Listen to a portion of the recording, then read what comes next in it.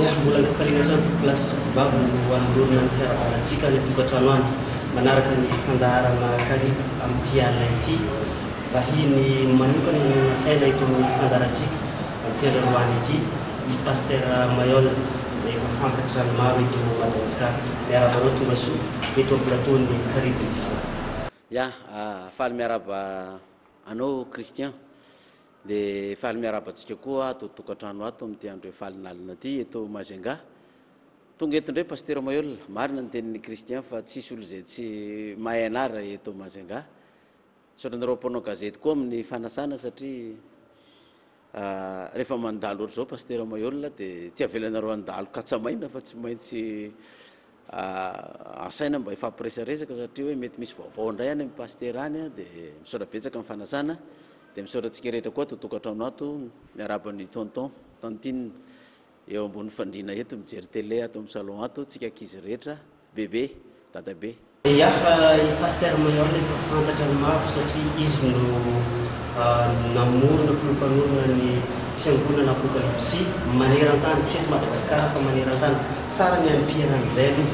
fananasana azy tamin'ity androany ity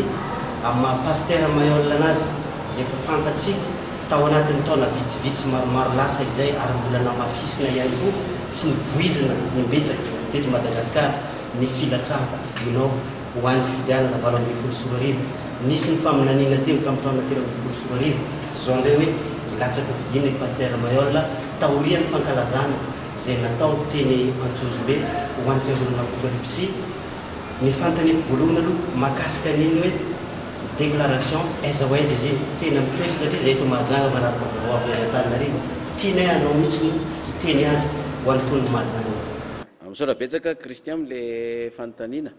Nisy tokoa moa ny déclaration tamin'ny 5 août 2017 zany ato amin'ny collégium fankalazana faharoapolo taonan'ny radio fanambarana. Iny fanambarana iny moa zany de mbola toy n'le faminaniana ihany zay efa nambarako zany Christian. Ary efa nazavaiko ihany le ny antony tsy natateraka ny 2013 satria 2013 moa ny eritreretin'ny tsiraray avy hoe ho filoham-pirenena paster Mayol. De rehefa nazavaiko iny 2013 iny hoe ny faminaniana tsy diso fa ny comptenay no diso tonga am'le magasin hoe discompte satorana. De le compte zany ny diso Christian fa tsy ny faminaniana. Ina moa le compte diso? Le faminaniana tsika teto Majunga nahalala azy tsara ary nafantatra reny zavatra nambarako rehetra reny fa rehefa lasa ny filoratsiraka tamin'ny 2002 de tafaperaka ny filora valomanana de hoe afaka 10 taona mianga tamin'ny 2003 de anao no filoham-pirenena. Ka ny repera nandrasanay zany tamin'le faminaniana de hoe hiala tokoa ve ratsiraka avant février 2003 de isy raha mandrika ve de hipetraka ve le olo apetraky ny FFKM. Ka raha tanteraka io zany de manisa 10 taona atsika de afaka 10 taona de anao no filoham-pirenena. Zany hoe le faminaniana 2013 zany tamin'ny taona 2000 ny voahany l'an 2000 de nandrasana ny 2003 hitranga tokoa vela izy de tanteraka tokoa le 2003 raha baky teny de teo am'izay tonga de 2003 zany plus 10 de 2013 fa le teny hoe afaka 10 taona le teny hoe après 10 ans le après 10 ans zany iny tsy voareperanay raha tsy efa taty amin'ny taona 2010 fa rehefa tafaperaka ny filora valomanana de niverandray le faminaniana hoe 7 taona ny ipetrahany eo raha mandrika koa no ialany eo de ny repera manaraka indray zany hoe ny 7 taona hoe afaka 7 taona ve hiala tokoa ve ny filora valomanana de isy raha mandrika indray. Raha tsika nahita tokoa fa tsy ao anatin'ny mandat le faminaniana satria ny mandat 10 taona Christian. De donc raha ohatra hoe calcul le ataonao ka hoe calcul ny lalàna ara-dalàna zany lalam-pifidianana de tokony isaky ny 10 taona zany no ilazanao hoe mandat ray izy de miala na mandat roa fa le izy eo anelanelan'le le fepitaona hitondran'le mpitondra hoe 7 taona zany hoe mbola ho lany zany raha valomanana mandat voalohany fa am'le mandat faharoa izy no tsy ho lany dia io zany mampatonga le mpitondra fanjakana zany tsy mino le zavatra ambaranao na ny olona hoe efa lany izy ve amin'ny fitondrana faharoa ony izy mbola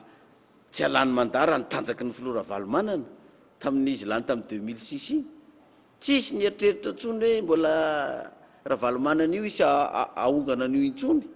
raha tamin'izy lany tamin'ny mandat faharoa satria zay nanototra azy nigadra daholy ny filoha Ravalomanana nefa nafantatra tsara ihany koa le faminaniana hoe raha mandrika koa ny alany eo ary 7 taona ny ipetrahany eo dia nitranga ireny problème teto amin'ny viva ireny tao Antananarivo za nanontaniany mpanao gazety tamin'ireny hoe inona ny hevitrao pastera hamana an'ity crise ity zavatra niresako tamin'ny mpanao gazety tao Antananarivo tamin'ireny raha zaho amin'ny toeran'ny filoha Ravalomanana dia sokafako io vivanakatony io fa raha ohatra izy tianao an'izay dia ny mbola tsy potika ny fanananao a mametra-pialana dia menany maramila io fitondrana io a dia manana porte de sortie mazava tsara ny filoha Ravalomanana dia izy mpanao gazety tamin'izay nareo mpanao gazety ianao ve tsy mba ataonao samboriny Ravalomanana sy hogadrainy amin'izany zavatra situation efa tendu be zao ianao mbola miteny hoe omeo maramila dia mbola tsy potika ny fananany tena fitiavako ny filoham-pirenena mihitsy ho azany sy io fananana io mba tsy ho tratra nyzany zavatra zany fa zany ny prévu eo satria le faminaniana milaza hoe raha mandrika koa ny alany eo dia jerevinao tsara Christian fa tamin'ny crise tamin'ny 2002 filoha Ratsiraka tsy nitifitra mihitsy tao amin'ny 13 mai satria fantany hoe raha mandrika ny alany eo araka le faminaniana ny teneno io filoha Ravalomanana koa tsy nitifitra koa teo amin'ny 13 mai na dia nisy aza ny tolana ataon'ny TGV fa inona ny zavatra nitranga tamin'ny andron'ny filoha Ratsiraka lasa izy nitsoaka tany Ambodetafana barazy napetrany eran'ny Madagasikara fa ny filoha Ravalomanana ireny nitondra zanadambo namaky barazy nipoahany raha mandrika tsy afaka koa zany ny filoha Ravalomanana lasa izy 2009 dia vao lasa filoha Ravalomanana tamin'ny 2009 tonga amin'izay ny 2010 efa tetezamita zany zay vao namerina nijeren'le faminaniana ndrendrem-pandeha zay hoe ahoana moa zany le faminaniana fa ho avy ty ny 2013 vakina ny gazety navoaka ny kasety dia hoe mbola misy mpitondra roa aorinan'ny filoha Ravalomanana zay vao nareo nitondra fa raha mandrika no ialany eo dia rehefa afaka 10 taona no hitondra ianao 2010 io zany raha nataony compte 2003 2013 tsy 2013 zany itsika ny hitondra fa mbola misy mpitondra roa aorinan'ny filoha Ravalomanana fa aorinan'ny 2013 le hoe après 10 ans afaka 10 taona tsy hitanay intsony zay natao ahoana ny ilazana amin'izany amin'ny vahoaka ndraiky ny tobila fa nasirany soratra 2013 daholo ty dia ny hafarany ny fomba nanambarana azy ihany koa laka Christian dia tsotra rehefa tonga ny fotoana fifidianana eo tsika manao déclaration hoe tsy hirotsaka ny anjera 2013 tokoa le élection dia nanambarany tamin'ny olona hoe tsy mbola izay nitondra 2013 dia nanao déclaration zay fa hoe manoana nyity fitondrana ty niaraka tamin'ny mapara dia nanoana ny ery filoha ery Rajaonarimampianina zany dia nalany anazy iny fa raha ohatra zany latsaka 2013 na hoe zany teo filoham-pirenena mitady toerana sy mitady voninahitra dia nanao 2013 ary efa zany filoham-pirenena amin'izao raha nanao fa tsy zay le faminaniana fa raha zany niditra teo mety mbola mafimafy no nazo an'izao fitondrana zao no nazo azy satria nidevanse le faminanian'Andriamanitra satria tsy mbola izaho le mpitondra faharoa eo dia zareo tsara koa na ny filoha Andry Rajoelina tetezamita koa ary nalalan'le faminaniana fa niezaka koa izy hiditra hitondra amin'ny 4e république satria nitetezamita le fitondrana voalohany dia faharoa manaraka azy eo fa tsy zany nanakana ny filohan'ny Rajoelina tsy latsaka fa ny communauté internationale dia fa tery tsy maintsy nanolotra candidat ny filohan'ny Rajoelina satria zay le faminaniana dia tonga amin'ity fitondrana ty tsika amin'izao fotoana zao tonga amin'izay ny antso nomen'Andriamanitra anao tonga le fotoana fa ho apetrako amin'izay ozy Jehovah ianao hamonjy ty firenena ty amin'ny fahoriany ny vahoaka malagasy sy ny fahantrany fa reko ny fitarainan'ny vahoaka malagasy rehetra ka dia andana dia lazao fotoana ilazanao azy amin'ny 5 août io amin'ny 20 taonan'ny radio fanambarana io eny amin'ny collégium io antso tonga tamiko Christian voalohamboalohan'ny volana juin 2017 izy io ny tonga fanangovotra ihany a tamin'n'izy satria za tsy mbola nieritreritra hoe latsaka fidiana zany fa hoe nresana amiko hoe apetraka nefa tonga le antso hoe amin'io anao zany no anao fanambarana fa ho apetraka Jehova de ahoana moa ny fomba itenenako an'izany tsy maintsy latsaka zany amin'le izy tsy niteny tamin'izaniza mihitsy a fa roa andro alohan'le sabotsy io a no nampiantso ny komity ny fiangonana apokalypsy hoe araka nefa fitarainan'ny olona sy reny lazaiko amintsika reny miantso ny olona hoe milatsa za tsy afaka ny anapa-kevitra an'izany raha tsy baiko avy amin'i Jehova fa amin'io sabotsy io ny teny azy nanao ny fanambarana iny vao taitra daholo ny mpanao politika rehetra korotana daholo ny domo rehetrarehetra satria ireo mpanao politika ireo zany mbola be da be ny eritreritra hoe na ny eo amin'ny fitondrana na ny ety ivelan'ny fitondrana hoe poangeza be pastera Mayolina sy ny fiangonana apokalypsy sy ny parti politika ZFFM amin'ny fifidianana io ka efa be da be nefa nieritreritra ikôtikôty anay anohana mivoaka nefa ny déclaration iny vao taitra daholo ny rehetrarehetra de zay ny antony iny fanontaniako mifandraika amin'izay ihany pastera Mayolina hoe le faminaniana tany amin'ny taona 2010 zay zahay teto Mahajanga anisan'ny bénéficie azy betsaka satria manaraka akaiky hoe ho apetraka fa tsy ho fidiana inona mahasamihafa le antso tamin'ny volana Jola sy le hoe faminaniana tamin'ny itenena hoe tamin'ny taona 2010 hoe tsy ho apetraka nefa tsy ho fidiana fa ho apetraka nefa samy antso avy any amin'ny Jehova daholo izy inona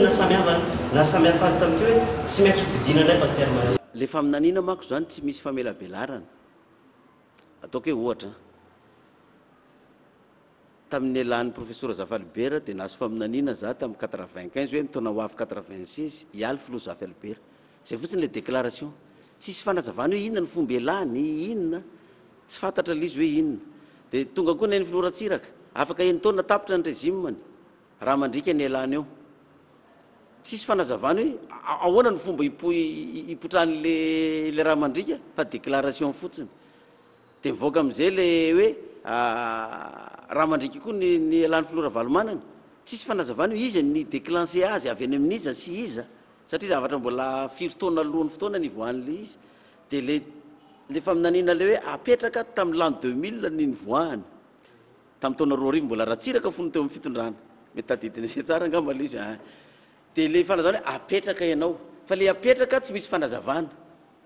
hoe apetraka ahoana fa de hoe apetraka ianao efa tonga an'izay zany ny fotoana teoriana vao mijery am'izay ianao hoe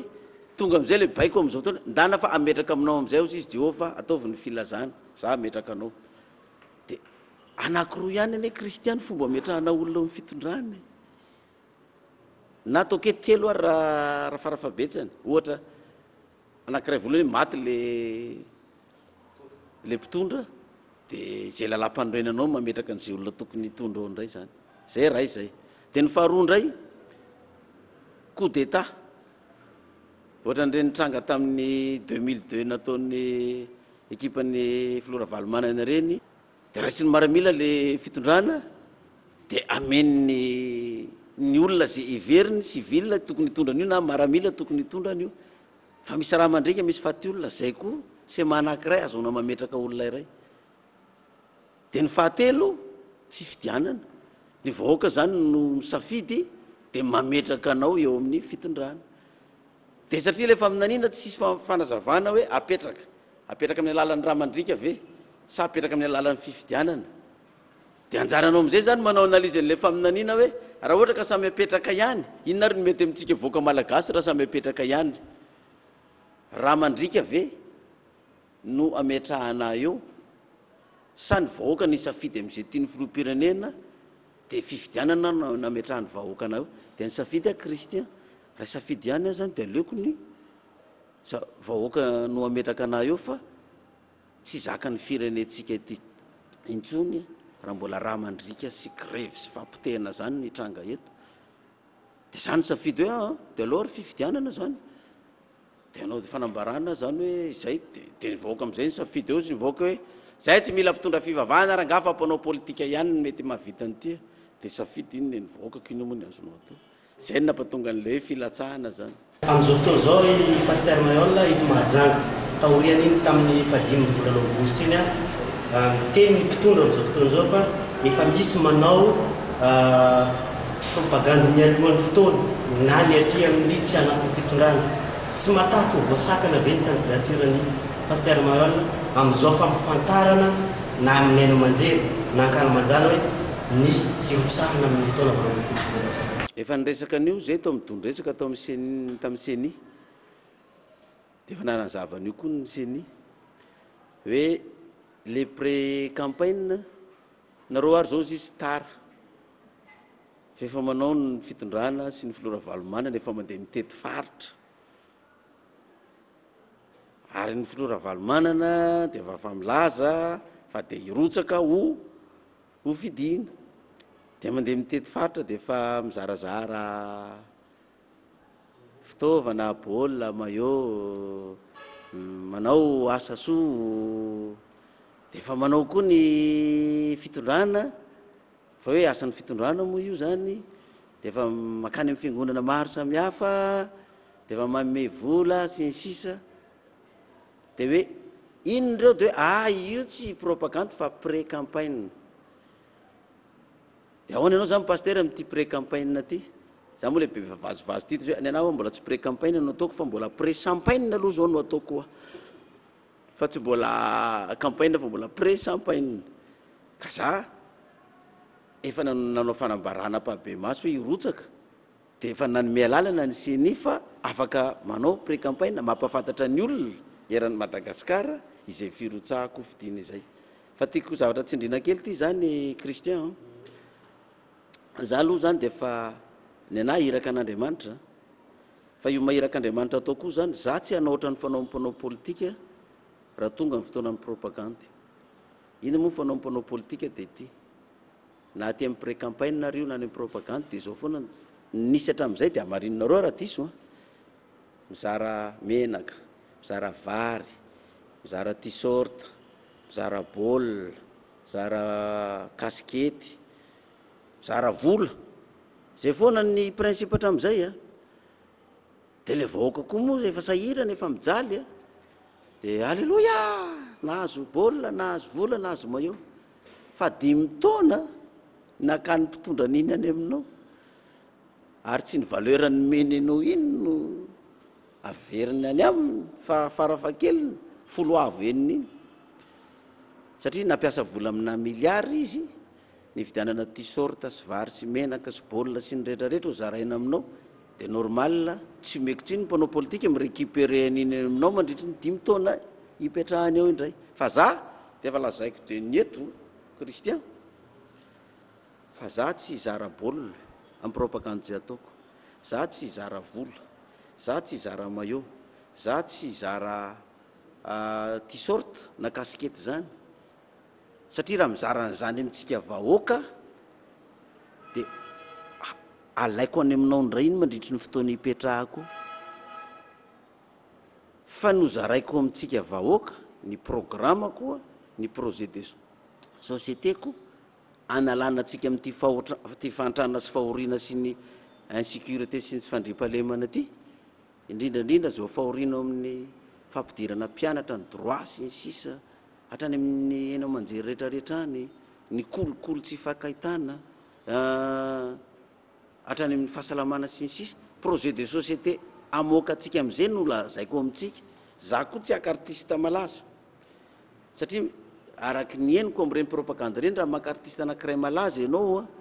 300 millions contrat efa am'izay zany mandritry ny propagande sasany 500 millions arakaraky ny tanjany 150 millions sy ny sisa fa io vola alohan'le mpanao propagande iny alainy amin'ny vahoaka foana rehefa tonga izy ka za koa tsy akartiste malaza zany fa dia zao tonga eo dia zay tanoranora mirahira eo ny mirahira eo fa tsy damama io na i dapapa na i dada fort dauphin na i viavy sila na wawawa na daintsoraka tsy maka an'izany fa dia olazaiko aminareo ny propagande ka raha sitrapon'Andriamanitra nisafidinareo tonga aty amiko hoe i pasteur no fiditsika dia rehefa tonga amin'ny fitondrana tsy zavatra alaiko any amintsika vahoaka na ariary fa za no hanome antsika vahoaka satria za tsy naka eo misy le teninao farany zay hoe fantatra fa ny apokalypsy anisan'izay anao paster zay nanangana ny apokalypsy anisan'izay mampiatrana mpafolo-karena zay raha tonga e fitondrana hoe paster Mayol anao teo hoe tsy zara eo ndray teny hoe tsy aka mivahoaka tsy atra mivahoaka ve le ampafolo-karena tsy tovy any amin'ny fiangonana. Hitanao zay teninao zay hoe ny fiangonana mpafolo-karena ny azo no alainy. Nisy olona niresaka tamiko, misy fianakavianay paster ozy izy tontonay zay fa milliardaire zany mpanao politika zareo ozy izy mpanao politika ilay mahay milomano reny efa nomboka teo amin'ny Ratsiraka, teo amin'ny Ravalo, teo amin'ny Tetezamita, hatramin'izao mbola ao anatiny foana izy fa mahay milomano be izy fa milliardaire. Zao ny zavatra nataony natsony zay fianakaviana ozy izy teniteneniny grave be ozy izy tsy manao paster fa tonga dia atsony amin'ny anaranao azafady ozy izy grave be fa ilatsaky ty Mayol ty ozy izy fa zao no niatsonana antsika fianakaviana amin'ity fivoriana ty lahat zany zareo manao fivorim-pianakaviana amin'io etany olona zay azo fantatra mba tsy hifidy ny Mayol ary tsy ho arak'izay tratra ny Mayol fa raha io ny lany eo mahita raharatsika dia mahita raha ahoana tonton itsika fa zatra mihinana 70 isan-jato ity ho tereny Mayol raha io tonga amin'ny fitondranao apafolony reny tsy maintsy hoan'ny lehilahy mantseto itsika raha zatra mihinana 70 isan-jato ity no tsy maintsy ho apafolony reny hoaninao ka noho izany dia ataovy zay fomba hanaratsiana n'io paster Mayol io ny sasany any 5 isan-jato no hoaniny ny sasany 7 isan-jato raha isan-jato ihany mba tonga amin'ny kesiny eta kiray Mayol ny tonga eo apafolony sisa no hoan'ny lahy vita ty ny lahy raha apafolony sisa no hoan'ny lahy dia mba nitenenina le tontonay tantara ihany zany le zalahy hoe anareo tonton fa mba manan-karena ty ve dia tsy mba hijery vahoaka mihitsy galy ty misy mpanao politika mijery vahoaka zany zay mpanao politika mijery vahoaka mahantra 5 taona ny itondran'ilay io raha betsaka ka raha tsy mahangona anatiny 5 taona elany mahantra indrindra jereo fa professeur Zafo izy io zao ny président république mahantra indrindra sady tsy nalany mandany tsy ninana fiza ny mpitondra tsy ninana teo le ty dia laha tsy fa raha i Mayol ny tonga ao terenina mpafolo-karena no an'la ka araky ny teninao zany hoe enao zany raha tonga ao zany tsy aka mivoaka mpafolo-karena raha mifanaraka amin'ny économiste rehetrarehetra dia maka tokoa amin'ny vahoaka fa apafolony zany hoe ny taxe tokony ho alain'ny fanjakana amin'ny vahoaka zany ho aminareo opérateur économique angamba mety aminareo tsara ity zavatra ity raha betsaka raha ny baiboly no arahana dia ny apafolony ihany no tokony ho alainy fa amin'izao ny kristian nga apafolony no alainy 20% ny TVA aloha fa 20% aloha amin'ny TVA io makanesy ianao any amin'ny douane makanesy ianao any amin'ny impôt makanesy ianao any amin'ny domaine fa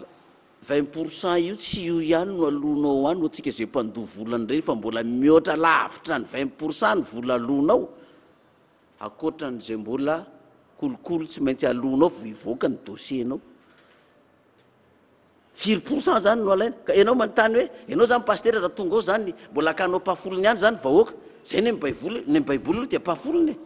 zany hoe ny fiangonana efa pafolony fa raha firenena koa zany fanjakana zay resaka amin'izay manam-pahaizana rehetrarehetra rehefa tonga ao ahoana ny fomba anaovana n'io taxe atsika io tsy ho 20% intsony io TVA io ary raha fa 10% ka tsy maintsy mandoa ny taxe 10% daholo niza fa tsisy an'izany hoe tsy mandoa zany dia za tsy laza aminao hoe za tsy haka fa za haka fa ny taxe 10% no alaina any amin'ny vahoaka fa tsy 20% intsony dia anjara mivoaka miteny hoe ohatra ny kely loatra nalaina aminay zany zay fa zatra akana 70 isan-jato paster zay fa ka zatra 570 dia misafidy le vahoaka amin'izay fotoana zay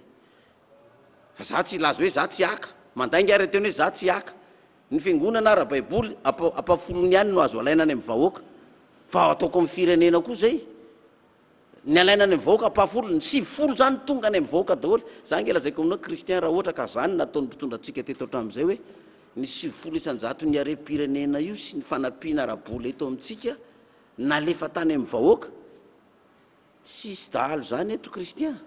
tsisy kolokolo zany any amin'ny toeram-panjakana rehetrarehetra io, tsisy mpianatra mandovo vola zany, tsisy marary mandovo vola zany any amin'ny hôpitaly, tsisy zany fa saingin'izao ny famady kely izy, za no enjena fa hoe mangoro-karena amin'ny fahafolo-karena, fa ny mpanao politika mangorona 70 isan-jato, 5 isan-jato, alleloia, ozy izy ny vahoaka, io no mety aminay. Ka ianao manontany anao ianao ve zany tsy aka amin'ny vahoaka zany raha tonga ao? Za tsy lazo hoe tsy aka, mandainga, fa ny ato de tsoroko, za maka, fa ny ampahafolony ihany, taxe alohan'ny vahoaka, TVA alohan'ny vahoaka,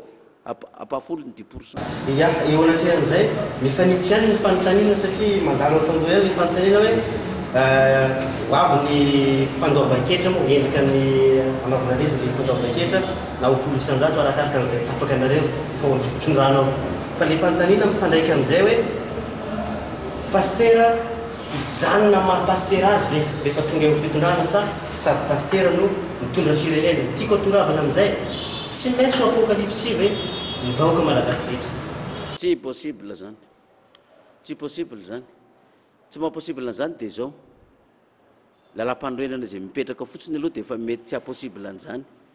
raha tsy hoe ngamba hoe anao lalam-pandroenana ohatra ny any amin'ny tany silamo tsika dia hoe ny vahoaka silamo ray manontolo dia silamo daholo a, fa na ny silamo ary mbola misy karazany fa tsy hoe anankiray zany hoe rehefa silamo zany. Za koa zany tsy afaka anao an'izany hoe rehefa za président république dia za tsy hitariko le fanontanianao kristian, tsy hoe ao apokalypsy hoe ho terenao kristianina daholo zany satria kristianina ianao ny eo, satria kristianina daholo tsy inona na katolika na protestant na jesosy mamonjy jesosy mpamonjy jesosy vovony jesosy tsy haiko na karazana fiangonana misy jesosy be da be reny a, na vavaka sabotsy izy na mivavaka alahady, kristianina daholo anareo fa misy tsy kristianina eto amintsika, misy silamo, misy mpandala ny fomban-drazana tsy kristianina, tsy mety amin'ny mpandala ny fomban-drazana sasany mihitsy ny fivavahana, ny sasasasany ao fa misy mifameno, misy bouddhiste, misy hindoiste, misy judaisme, fa misy olona tena athée mihitsy tena tsy miraharaha zay fivavahana. Ka hoana no ianao filoham-pirenena ho terenao tsy maintsy kristianina raha ohatra hoe ny kristianina ny 98% ny vahoaka malagasy dia azo atao zay, fa tsy mbola azo atao koa ny hoe za apokalypsy dia za président dia ovadiko apokalypsy daholo ny olona 48 heures anao dia mionga anao, raha zany no ataonao satria tsisy olona anaiky an'izany, na ianao ary ve kristian dia anaiky an'izany, tonton tantinina raha za ve président dia hiteny aminao za, azafady fa manondro anao za, anao tsy maintsy apokalypsy anaiky an'izany ianao, hitanao zao fa mamaly ianao, azafady za tsy terenao hivadika finoanao donc tsy possible zay. Nisy président teto katolika anankitelo, filoha Ratsiraka, filoha Zafy, filoha Iany Rajoelina, fa tsy ary mbola nenareo tsika ny teny hoe dia mivadika katolika daholo zany nareo fa nisy koa protestant tamin'ny andron'ny filoha Zafy Albert le teteza mita ny entin'ny Norbert Lala Ratsirahona ny FJKM, filoha Ravalomana ny FJKM, ny filoha Era Jonara Mpamiana amin'izao fotoana zao Era Jonara Mampianina FJKM, fa ngatsika nenao n'izy ireo hoe avadika FJKM daholo ny olona, ka hoana raha za no président dia avadiko apokalypsy daholo ny olona. Tsy izay koa ny mission nandiran'Andriamanitra ana, tsy hamadika ny olona ho apokalypsy fa hamonjy ny olona amin'izao fahoriana sy fahantrana misy izao, satria misy mantra daholo na any amin'ny katolika na any amin'ny protestant na any amin'ny fiangonana zandra na any amin'ny apokalypsy na any amin'ny silamo na any amin'ny mpandala amin'ny fomban-drazana, hiaran'ny tsy fandriam-pahalemana, hiaran'ny kolikoly, hiaran'ny fahantrana, fa efa mividin'ny totongana tsy fananana asa misy daholo zany. Ka ny mission nandrahana anahy dia izay, hamonjy an'izay malagasy amin'izay toerana izay. Ny fandraika amin'ny constitution resahanao teo maha hoe laïcité ny firenena amin'izao fotoana izao manam-pikasana ny mpitondra izay hoe hikitika amin'ny ampahany anio lalam-pandroenana satria anao amin'izao fotoana izao hoe hirotsaka ho fidila mitevitra anao amin'ny maha paster Mayol mikendra izay 24 zay manahoana ray fa hitanao amin'ity resaka fikitena ny lalam-pandroenana. Izy ohatra matsikaiky ihany izy io kristian, matetika ny mpitondra fanjakana eto amintsika zany manao lalam-pandroenana hitondrana fanjakana, fa io lalam-pandroenana hitondrana fanjakana io zany au départ amin'ilay fanaovana anazy dia amboarina io lalam-pandroenana io fa asiana fandrika ao anatiny ao, ka raha ohatra zany tsy ianao ilay namola volan'ilay lalam-pandroenana ny tonga amin'ny fitondrana dia sahirana zay olona tonga eo ame exemple anankiray aho ohatra tamin'ny andron'ny professeur Zafy tamin'le grève be reny dia nalefa aloha ny lalam-panorenana dia efa natsofoka tao anatin'ny lalam-panorenana ao hoe ny solombavam-bahoaka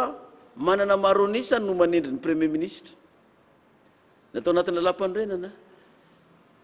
dia ny antony iny zavatra iny ny régime parlementaire natao tamin'ny professeur Zafy iny hoe mbola natahorana sao dia lany filoratsiraka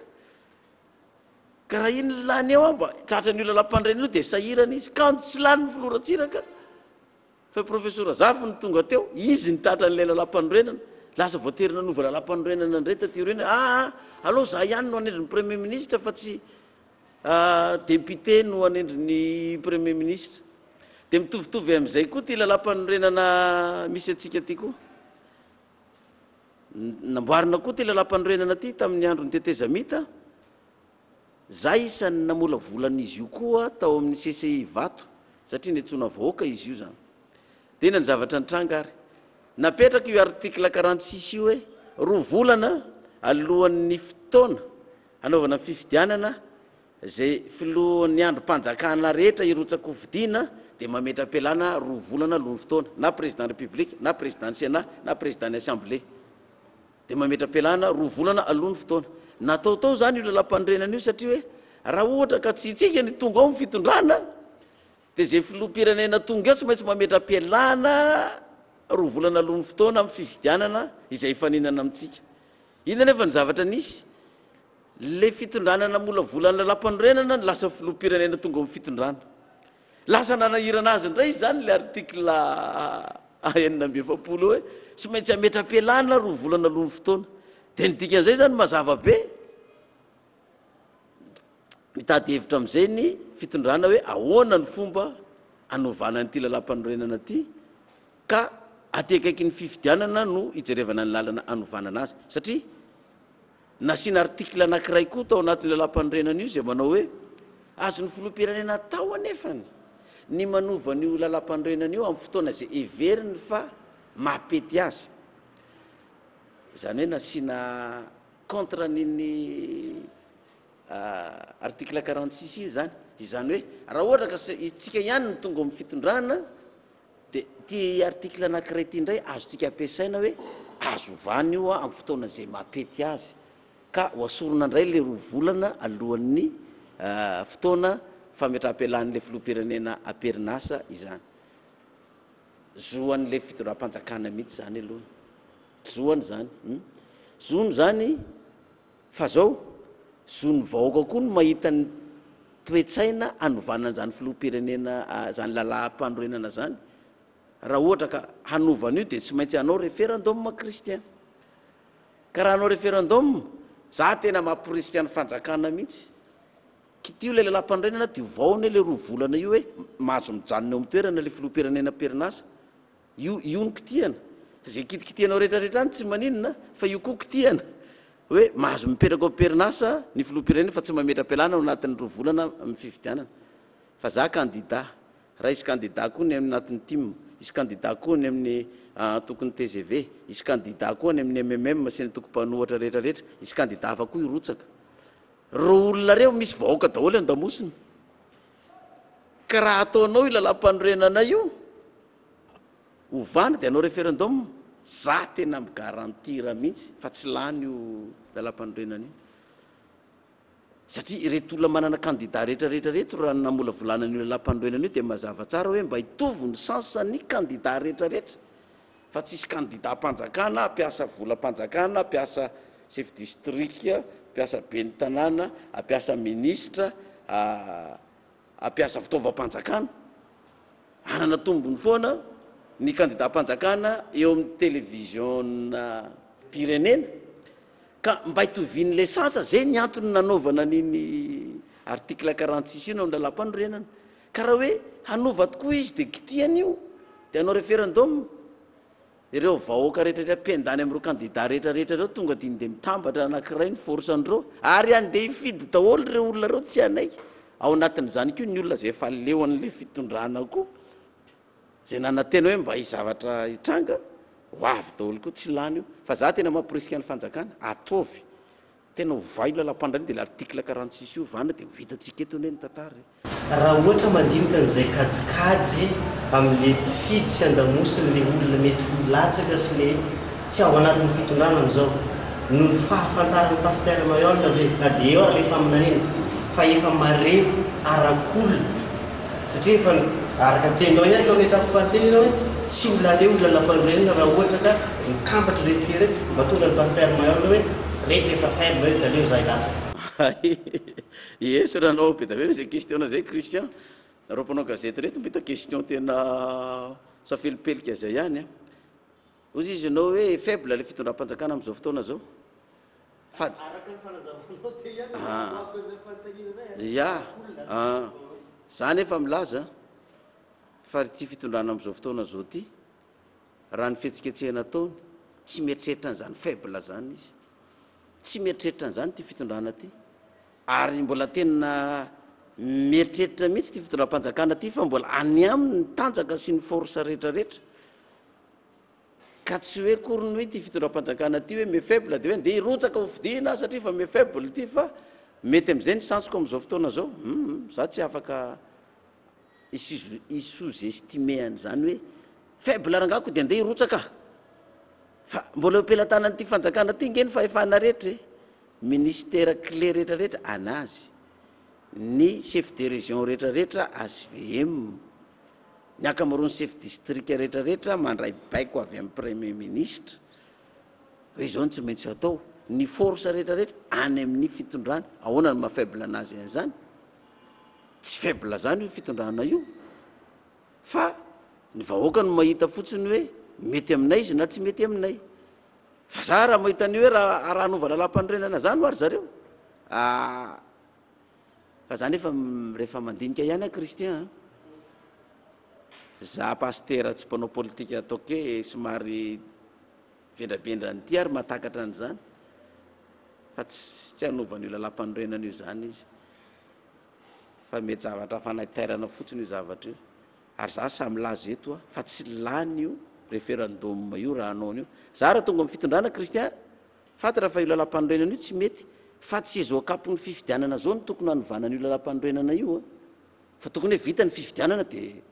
ovay am'izay lalam-pandrenana na izy vao tonga teo amin'ny fitondrana no efa tokony nanova lalam-pandrenana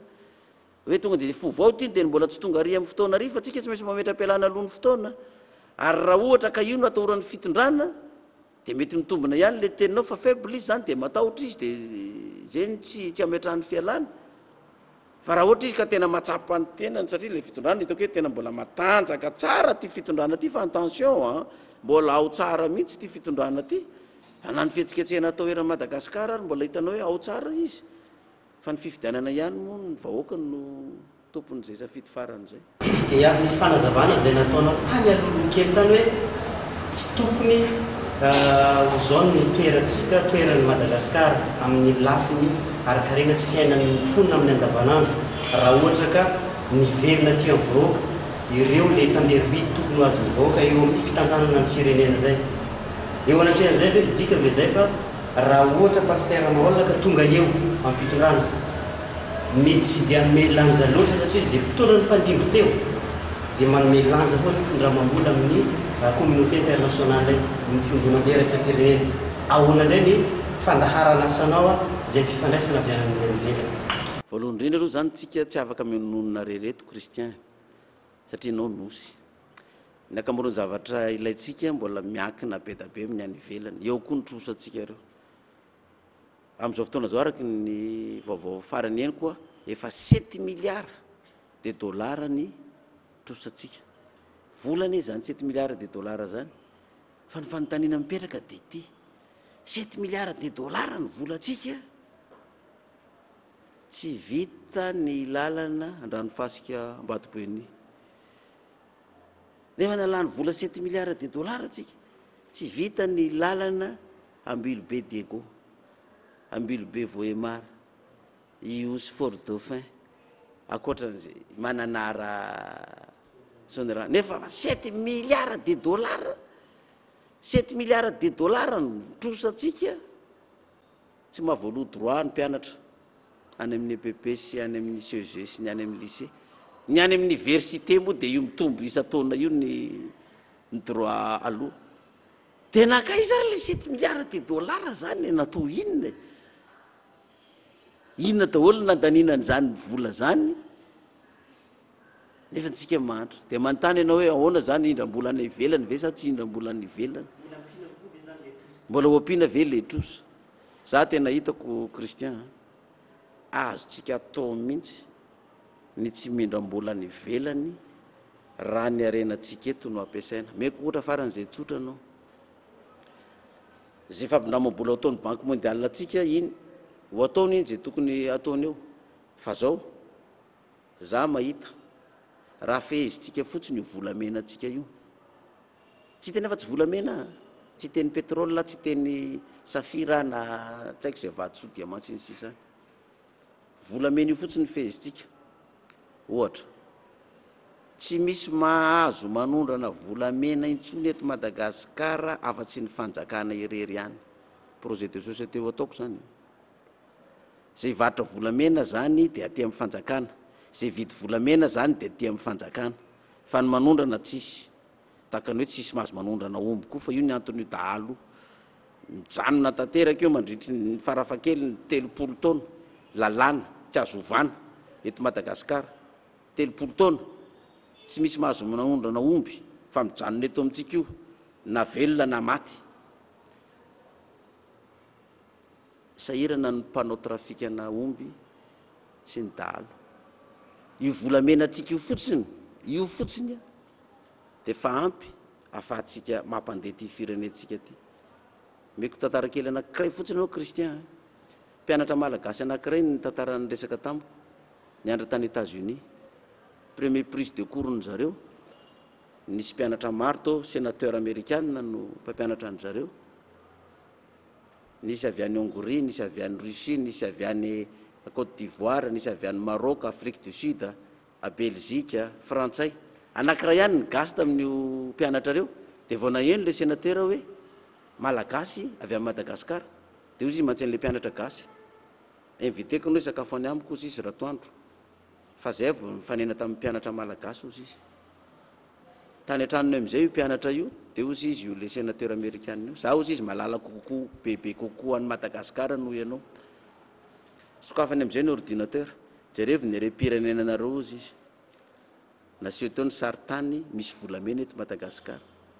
85% ny tanintsika Madagasikara ty hatrany amin'ny sisiny ranomasina reny zany trany anaty ranomasina misy volamena fotsiny nasehony tokoa ny saritany ny vatosoa rehetrarehetra 65% ty tanintsika ty vatosoa fotsiny zay pierre précieuse eto Madagasikara nasehony koa ny toerana misy gazy naseho koa ny toerana misy pétrole izy américaine io raha zay américaine ozy izy no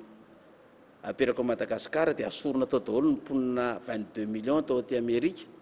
tsy hita zany aty Amerika 5 taona fotsiny na 7 taona tratranay puissance économique any américaine io raha zay ny eo aminareo fa potehan'ny mpanao politika le firenenareo izy mazava be zany malala an'izany za na dia tsy écologiste ary malala an'izany koa ianao kristian na dia mpanao gazety ary hoe misy arena vakivaky foana ny volamena aty vaky ny volamena ary fa ahoana moa hitrandraka an'io volamena io any tsy maintsy ndeha fampiraharaha akavahiny hitrandraka an'io fa maninona raha za gasy itsika gasy ny fanometanana vidy tracteur tsika mividy fitaovana tsika hitrandraka an'io vidy fitaovana any andafitsika hitrienan'le hitany sy ny vato dia ny volamena ny voaka avy eo fa ahoana ny sinoa tonga eto fitaovana tsy dia makaiza ange no entiny hitrandrany an'io eto amintsika io fotsiny no entintsika ampiasaina dia mifanaraka fotsiny tsika amin'izareo bon tongava nareo ary raha ifanaraka aminay ohatra hoe hitrandraka ny arena aty fa ny contrat 50-50 fa zao ny volanay aparinay andoavanay ny trosanay aloha amin'ny banque mondiale fa zay hiala amin'ny banque mondiale sy FMI io ka raha 7 milliards de dollars ny trosanay ataony fanadiadinany ty toerana hitrandrana volamena ty atao hoe misy hatrany amin'ny 400 milliards de dollars ny volamena hitrandraka ao 50% nareo na atao hoe 30% anay départ pour 25 ans après 25 ans dia mahazo 50-50 tsika karaha ataontsika hoe valerana 400 milliards de dollars na 700 milliards de dollars ny trandrahana io raha mahazo 30% zay fotsiny atsika ny efa 200 millions de dollars a de jereo voatrina nitrosatsika 7 milliards voalonga nitrosatsika banque mondiale sy ny FMI tsy fatorana io tsony tsika fa ivola azotsika amin'io azotsika anaovana lalana eran'ny Madagasikara azo ampiasaintsika tsisy mandovola ny mpianatra na ny ray ary zany droit d'inscription sy nama zany fony zany tsy mividy cahier ny mpianatra tsy mividy stylo tsy mividy cartable ny marary any amin'ny hôpitaly tsisy mandovola izany tsony raha manana zany ataontsika hoe 200 milliards de dollars zany itsika nefa ny topelatan ina tsony nitrosahanao any amin'ny firenena ny ivelany any inona ny atsika ihany no ampiasaintsika de zareo ny tonga aty manome atsika fa itsika mitrosa 7 milliards de dollars lalana ranomasika ambadiky be nio tsy vita za zao andalo any de nefa ne mba misy an'ity fer ty amty resaka pétrolier ty fond d'entretien routier fa jereo ny lavadavaky eran'ny tanàna lalana eran'ny commune ary tsy vita lalana mifokotany ary tsy vita za mba nanatombontsomba nandalo kely tany Maurice teo taorina le déclaration nataoko iny mba nanao vacances kely tany tanàna kely tsy de misy dikany manakarena noho itsika fa ny lalana trany mifokotany mandidina vita goudron daholo ny azy tsisy lala-pasika sy lala-tany zany ny zareo ry fahary fotsiny amboleny eran'ny tanàna satria tsara tantana le arena tonga any mivahoaka tsara ny 700 isanjato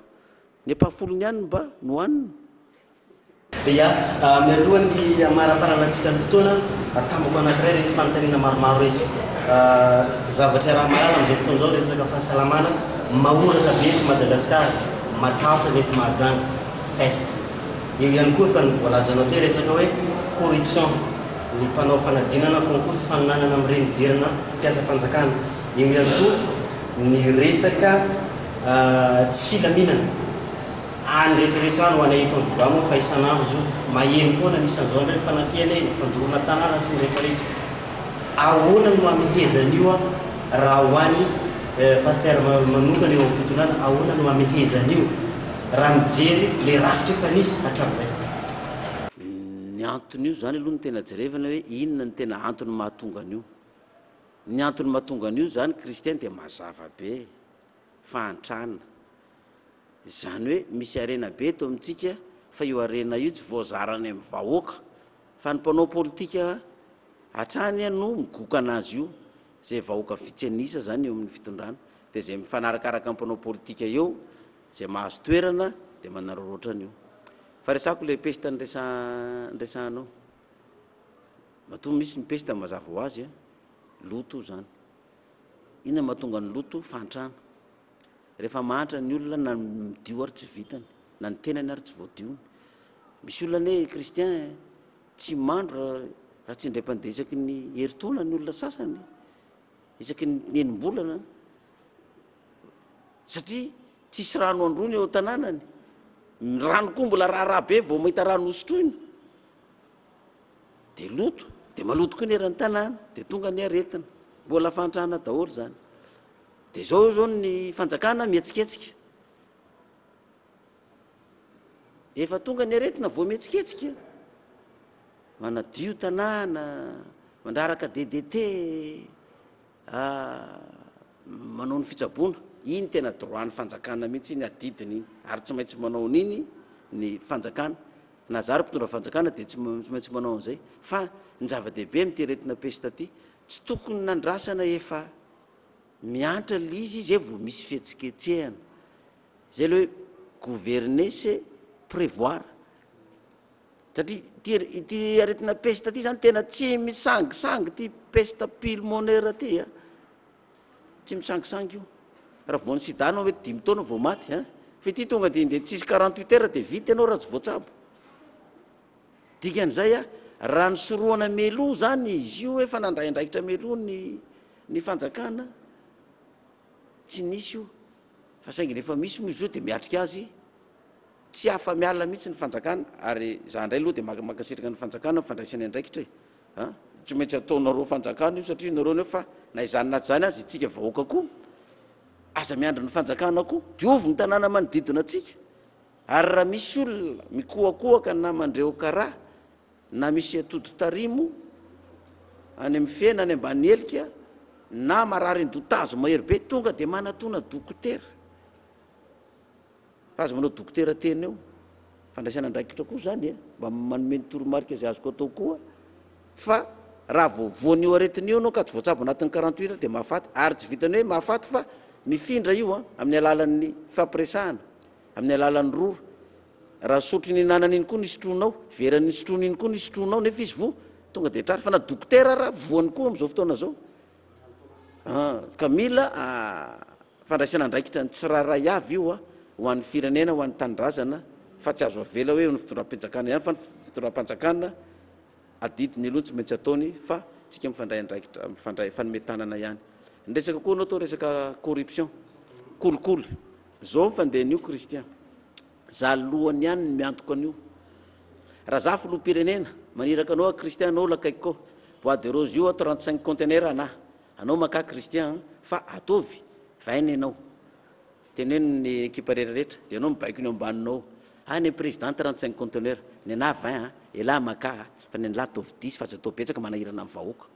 lasa koa ambaniny koa miteny ny président 35 ny kristian 20 ny ana 15 anao manaova 10 dia hatrany hatrany farany manao daholo ka raha tratra riny ino anao azoko ataoko ty zany nanome baiko fa raha za lohany kristian tsy anao za miteny aminao za maheno bois de rose volamena vatotsoa mivoaka tsokotsoko any kristian anao tapaka lohanao migadra ianao 20 taona tandremy sao maheno an'izany malaky ianao ibaiko ny olona manaraka anao koa elahy tsy anapaka ny lohako miazafady manao elahy zany fa mba resaka ataony olona moa zany lizy anao tsy anapaka ny lohako anao fa raha za maheno bois de rose volamena tsokotsoko mivoaka any anao tapako lohana fa za tsy ho tapahany présidente ny lohako dia mandeha ny hatrany farany ambany mandeha io kristian mandeha io anareo mpanao gazety no ampiasaiko anareo mahita avoay gazety sao dia fenifenin-dralany ianao koa mety tsy avelany anatony ana mivantana io mba tsy lozika aminah mihitsy le teny filoham-pirenena hoe manana problème ianareo manatona na ahoana nanatonana anao filoham-pirenena ry nga moramora ohatra ny mandeha makary ampivarotra manatona anao vo miodina kely anao dia fa sakanany ato tsy mandray izy anao no raisiny tsy mandray anao zany izy ianao olona tsotra ry izy mila mandray ambassadeur investisseur zany ny ilainy fa tsy ianao anina ry dikan'izany ilay vahoaka mihitsy zany no mandray andraikitra izy dia hoe iresaka ny filoham-pirenena gazety no iresahana sahala am'za zao za tsy mbola niraisy ny filoham-pirenena perinasa mihitsy tamin'izay na filoham-pirenena anazy hoe niraisy ny audience manokana na tamin'ny andro ny filoha tetezamita na filora valomanana na filoratsika tsisy nandray anareo fa rehefa iresaka am'ireo za amin'ny gazety aminareo mpanao gazety amresaka tonga dia manao conférence de presse dia mivoaka amin'ny gazety iny dia mivoaka amin'ny radio sy télé tsy maintsy enina iny fa raha zany dia direct any voasaka ny erianany ery anao satria misy olona mety tsy ahazo tombotsoa mihitsy raha zany no tonga eona amin'ny président ao dia voasakany eny ianao ka io kolokolo io zany mandeha amin'ny ambara tonga rehetrarehetra ohatra ataoko hoe miresaka concours-na fampianarana concours-na douane magistrat inspecteur ny domaine impôt concours-na enam concours karazany na any amin'ny université ary misy karazana concours daholo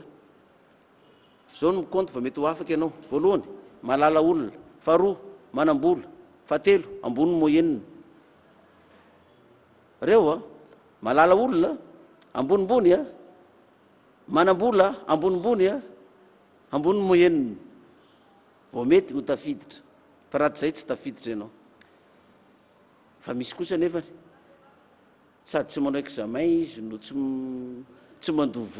mandovola moa zany fa tsy manao examen izy fa misoratra any ny anarany ahoana nanaovana an'io zao kristian nanaovana lazaiko eto raha misy miteny hoe za koa anao zany hevitro zany nangala tahaka any ahy izy zao nanaovana an'io raha za filoham-pirenena ny concours atao rehetrarehetra any amin'le toerana any ny mpianatra manao ny examen fa io feuille d'examen io miakatra ry ambotsoroatra io na ny avolohany amin'ny présidence ny correction io dia nonao tsara kristian any ny correction io mbola miditra daholo ny anarana dia vita correction ataonao mbola misy contre correction manaraka io dia efa vita iny firy ny ilaina amin'io concours firy no afaka ilaina zany dia hoe 1300 personnes io ireo le fay rehetrarehetra firy nanao examen 7000 candidat nanao 300 no alaina aiza ny numéro ambony indrindra am'ireo noty ambony indrindra tiany noty ambony indrindra natratrany 300 eo amaso koa sokafa ny anarana sokafa ny anarana ianao secrétaire manoratra na katolika io na FJKM io na luthérienne io na jesosy mamonjy na pentecôtiste na apocalypse na témoin ianao nahazo moyenne reto na aiza fihevinao na aiza fihevinao azonao io place io tsisy vola alohan'ny mpianatra io na ny ariary miainga avy any amin'ny lapa-panjakana zany ny résultat any olona afaka io rehefa avy eo ampiarahana amin'ny notiny ity ny notina afaka anao ireo mpianatra tsy afaka rehetrarehetra ireo miverina ny aminy ny notiny koa ity ny tsy naafaka anao amin'ny notinao io dia mahazo an'le toerana le mpianatra amin'le concours zay ataony afaka izy raha tokony ho afaka tsisy mandoha vola na ny ariary izany izy ny mbola afaka anao kolokolo am'izany zany nge meny kolokolo hoe magistrat zany ohatrinona dia vozy izy mpianatra sasany dia efa zay dia efa tsy hanao an'izany magistrat zany tsy manam-bola concours ny douane zany dia efa tsy hanao an'izany fa dia efa vola ohatriny hatrany amin'ny rangazemana maramila misy vola vao mahazo rangazema fa zany oa mandalo any daholo zany any amin'ny lapa-panjakana mivoaka ny lista reto fa za lazaiko anao Kristian raha mahalala olona akaiky ana eo nanao aferan'izany nakavola am'izany za andefa lalànany amin'ny assemblée zay tratra manao kolokolo atao voatra n'ireny sazina tratra tamina rongony drogue reny tratra ao Maurice fotsiny nao tratra drogue gasy tratra nanao aferana drogue 20 ans 30 ans ny emprisonnement anao manao kolokolo koa manodikodina volam-panjakana koa are-pirenena dia tsy ataoko latsaka an'izany koa ny sazonao ka na olona akaiky ana eo ary anao Kristian tratrako zany za tsy manao za tsy maka vola amin'izaniza anao tratrako maka am'izany 20 taona anao amponja fa tsy haiko raha tsy mety amin'ny malagasy zany aza mifidy ana aloha fa za tsy mbola propagande no ataoko fa zany no ataoko fa za lazaiko anao Kristian be da be ny olona tsy tian'izany be da be ny olona tsy anaiky an'izany ary bloqué amin'ny fomba rehetrarehetra mihitsy ny olona zatra tanana mitsotra hoe very finanana eto fa za tsy anaiky an'izany mihitsy resaka concours na mpianatra zany ary za raha sitrapon'Andriamanitra tonga ao tsy hitako nge zy ilana ny droit d'inscription ny mpianatra io Kristian tsy hita miverina any mpampianatra kory mpampianatra framy maro mbola be da be milaza hoe tena mbola misy efa 20 taona tsy tafiditra nisy enitaona nefa niasa tafiditra indray mazava be nge zany fa nisy n'ity zany tao hoe tany amin'ny ambaratonga rehetrarehetra tany nisy an'izany tao za marina ny resaka fitaovantsika manapetry amarana antsika ny fiaraneto pasteur miaro no sady andravonanao azy ihany koa ny fitsinjaram-pahefana nisany mahatonga ny hevitra maro ihany koa hoe pouvoir central foana mibaiko ny fampiasam-bola sy fandaniana rehetra eto Madagasikara zay ny fantanina farany apetraka no sady andravonanao ny fiaratsika raha tonga amin'ny fitondrana Kristian dia anaova lalam-panorenana fa za tsy hanao lalam-panorenana tokana hoe ina anao fa karazany 5 lalam-panorenana ho asaiko hovolavolain'ny malagasy manam-pahaizana momba ny lalam-panorenana isafidianan'ny malagasy voalohany ho an'izay mbola endany amin'ny état unitaire manaova lalam-panorenana nareo dia nareo manaova propagandy eran'ny Madagasikara hoe état unitaire ny mety eto ohatra amin'izao misy atsika zao zany zay mahita hoe tsy mety tsony hoe fa régime parlementaire manaova lalam-panorenana momba ny régime parlementaire indray ataovy propagande nareo mahita indray fa hoe tsy tokony vavonga any amin'ny fitondrana ambony ihany ny io fahefana io fa alefa sauté amin'ny faritra mba hampandrosoana amin'ny faritra fédéraliste sivy lalam-panorenana fédéraliste koa eo misy ny tokony olo koa manao hoe izy ty ane ozy izy nialana ny fitondrana mpanjaka ty mihitsy ny tena mampahandrany ty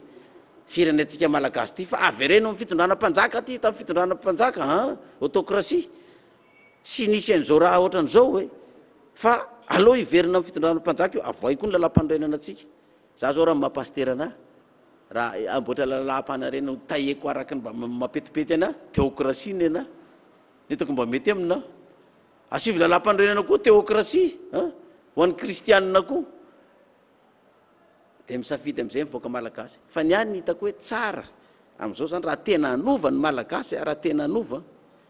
ty fédéral ty ny hitako hoe tsara kristian fédéraliste aloha izara amin'izay le fahefana fa rafitra tsara io lampanondrenana io mahagaga an'le izy nge dia zao aty Majunga misy ranomasina fa ny mamoaka ny permis ny ranomasina ny Antananarivo dia tonga dia efa vato latsaka avy ihany tonga aty dia mitrandraka daholo zay vazaha tsy misy ristorina hoentina mpandrosoana ny faritra ety akoriny lasa rembony daholo ny saosy ikarakara tarasy-panjakana hatrany amin'ny retirety ny karama raisy maka ny Antananarivo daholo ary ny vola azo tokony hampandrosoana nyty faritra ty rehefa hitany zareo fa tsy isy tombotsoany zareo any amin'ny fanjakana fohy be le izy bloqué ny le fampandrosoana ty amin'ny faritra hoe zalahy ve nivoky amin'io zalahy nge ny atavy amin'io hoe dia io fitsiny raha-pahefana feno zany rafitra fédéral mihitsy tokony atao amin'io ka raha misy arena anankiray mifaritra anankiray ataontsika ny faritra ny Majunga ty ny migoka voalohany an'io arena io dia ny faritra ny Majunga ataoko faran'izay tsotra eto amin'ny commune anankiray ataontsika izy le commune tsy haiko zay commune ivelan'ny ville Majunga ohatra hoe misy volamena ohatra na Vatosoa voalohany indrindra zany izay ifanaraka amin'ny fanjakana malagasy fédéral amin'io dia ity raha ohatra ifanaraka amin'ny mpitrandraka azy io arena io le sasany ny faritra misy azy ny sasany amin'le mpitrandraka 50-50 zany win-win zarainy fa zao ny condition io anjarana io tonga dia anaovanareo cité amin'ity commune ty izay hitrandrana an'io tany io ho an'ny vahoaka fa tsy hipetraka amin'ny trano satrana sy trano taolona intsony le vahoaka anaovanareo panneau solaire isy jiro amin'io école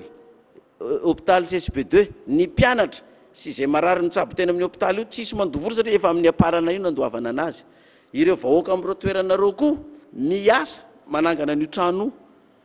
izy karaha mahiditra aminy fa mbola miasa ao anatin'io toerana fitrandrahana io koa dia manana droit eo koa zahay malagasy hanaramaso inona ny vokatra firy kilo firy taonina alalany ny anjaranareo sy ny anjaranay fa tsy hainareo rery ny manao zay tianareo atao ao dia ataonareo ny pipeline any dia migorona any daholo zay arena rehetra tsy fantatra inona daholo migorona any tsy azo arahana maso dia rehefa vita izay rehetrarehetra fifanarahana izay